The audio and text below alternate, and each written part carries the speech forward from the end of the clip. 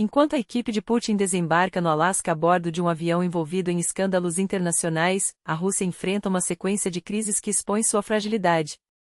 Uma explosão violenta abalou o coração de Rostov-do-Don, deixando feridos e destruição em seu rastro. Os números não mentem. Julho foi o mês mais sangrento em 3 anos, com dados alarmantes da ONU pintando um quadro desolador. E como se não bastasse, os russos sacaram quantias recordes dos bancos, o preço real de uma guerra que só consome recursos e vidas. Mas as más notícias não param por aí. O Cazaquistão, em um movimento simbólico, ultrapassou a Rússia em um indicador econômico crucial, marcando um revés histórico para Moscou. Enquanto isso, a Ucrânia celebra o retorno de um grupo de prisioneiros, alguns mantidos em cativeiro russo desde 2014, uma vitória humana em meio ao caos.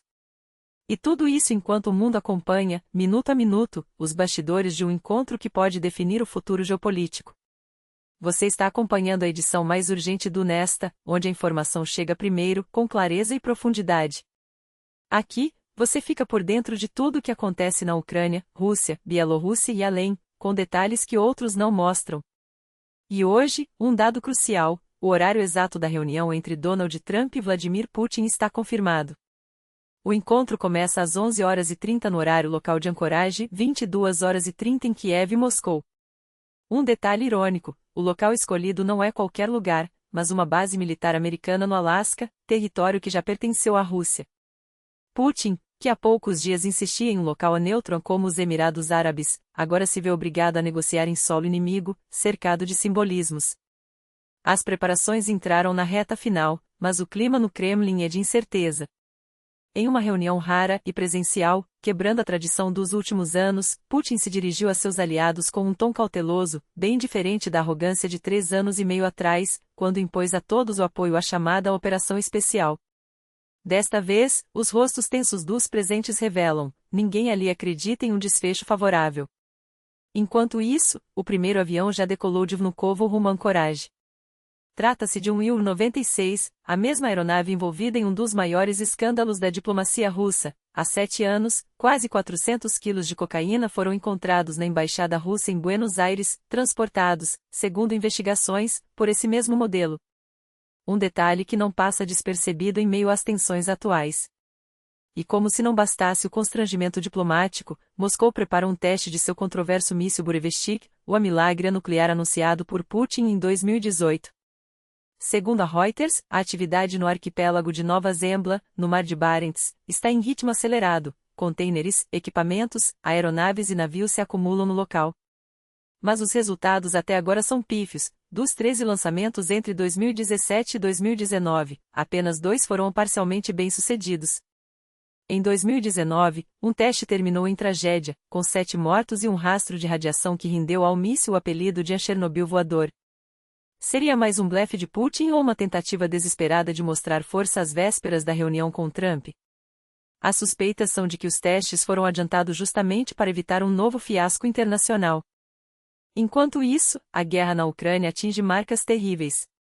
Julho foi o mês mais letal para civis desde 2021, com 286 mortos e 1.388 feridos, um aumento de quase 50% em relação ao mesmo período do ano passado. Os ataques com mísseis e drones kamikazes respondem por 40% das vítimas, espalhadas por 18 das 24 regiões do país. Desde o início do conflito, a ONU já registrou 13.883 civis mortos, incluindo 726 crianças. Os números são estarrecedores, mas a resposta internacional começa a ganhar forma. 5 países europeus, Alemanha, Países Baixos, Dinamarca, Noruega e Suécia, se uniram para financiar um fundo de 1,5 bilhão de dólares para a compra de armas americanas destinadas à Ucrânia. Um mecanismo inédito, batizado de Lista de Prioridades da Ucrânia, que promete agilizar o envio de equipamentos críticos para a linha de frente. Trump já havia deixado claro: os Estados Unidos só continuarão suprindo Kiev se os aliados arcarem com os custos. Agora, a OTAN assume o controle para garantir que cada centavo seja usado com eficiência. E como se a guerra não bastasse, um drone explodiu contra um prédio residencial em Rostov-do-Don, deixando 13 feridos e danos materiais. Imagens nas redes mostram o momento exato do impacto, enquanto fontes ucranianas afirmam que o alvo foi desviado pela própria defesa antiaérea russa, usando guerra eletrônica. Mais um episódio que expõe a vulnerabilidade do regime, mesmo em seu próprio território. A realidade é clara: enquanto Putin tenta salvar as aparências em Ancorage, seu país afunda em crises econômicas, militares e humanitárias. A questão que fica é: até quando essa fachada se sustenta? Acompanhe conosco, porque a história está sendo escrita agora. E lembre-se, nosso trabalho só existe graças ao seu apoio. Juntos, mantemos a informação viva. O alvo do ataque? Nada menos que o quartel-general do Distrito Militar do Sul, justamente a rota que o drone ucraniano seguia. Mas, em um movimento que revela a verdadeira prioridade do regime, a defesa antiaérea parece ter optado por salvar os oficiais, às custas de civis inocentes. Sobre o centro da cidade, a aeronave mudou bruscamente de direção e mergulhou contra um prédio residencial de 6 andares. Uma escolha que fala por si. Enquanto isso, o sistema bancário russo sangra. Os saques batem recordes históricos. Só na última semana, 121 bilhões de rublos foram retirados dos bancos, segundo a Reuters. Desde junho? Mais de meio trilhão. Sim, o verão sempre aumenta a demanda por dinheiro vivo, mas este ano o pânico é diferente. O Banco Central admite: empresas e cidadãos estão estocando cash, assustados com quedas na internet, monitoramento de pagamentos e a sombra de novas restrições. O resultado? Bancos sem liquidez, forçados a pedir socorro ao próprio Banco Central. A confiança evaporou. E enquanto a economia desmorona, a Ucrânia resgata seus heróis. Mais 84 pessoas voltaram para casa após a prisão russa, militares, sim, mas também civis. Filha, olá. Não tem palavras para descrever. As imagens das reencontros são de partir o coração, abraços apertados, lágrimas de alívio, sorrisos que o cativeiro não conseguiu apagar. Pai, você achou que eu não ia reconhecer você? Entre os libertados, estão aqueles que os russos mantinham desde 2014, como o lendário comandante Boichuk, defensor de Mariupol, que tentou sequestrar o navio Geniches durante a anexação da Crimeia. Homens que a Rússia jurava nunca soltar. Até soltar. E a mais, o Cazaquistão ultrapassou a Rússia em PIB per capita. Os dados do FMI são implacáveis. Há apenas 3 anos, o país estava 30% atrás de seu vizinho do norte.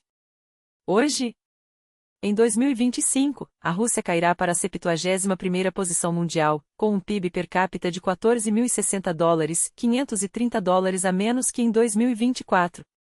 A previsão do FMI é desoladora: se nada mudar, em 2026 o crescimento será de míseros $100 por pessoa.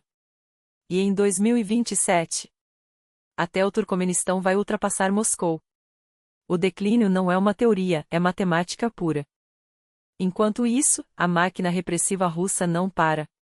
Quem não está conosco, está contra nós. Eis o mantra que agora esmaga até quem, há pouco, era considerado neutro. O blogueiro Ilya Varlamov, um dos mais influentes da Rússia com 5,3 milhões de inscritos no YouTube, foi condenado a 8 anos de prisão e uma multa de 100 milhões de rublos. Seu crime? Fakes sobre o exército e violar as regras para agentes estrangeiros. A sorte de Varlamov? O julgamento foi à revelia, ele está no exílio desde o início da guerra. Seus bens, bloqueados, seu nome, na lista de procurados. Mais uma voz calada, mais um aviso a quem ousa questionar. A história não espera. Cada número, cada imagem, cada condenação é uma peça desse quebra-cabeça que mostra uma Rússia isolada, empobrecida e desesperada. E enquanto o regime aperta o cerco interno, o mundo segue em frente e sem eles. Fique conosco.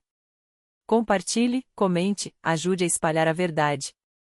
Porque informações como estas não chegam até você por acaso. Elas chegam porque você faz parte dessa luta. Até a próxima e que as notícias sejam cada vez mais nossas.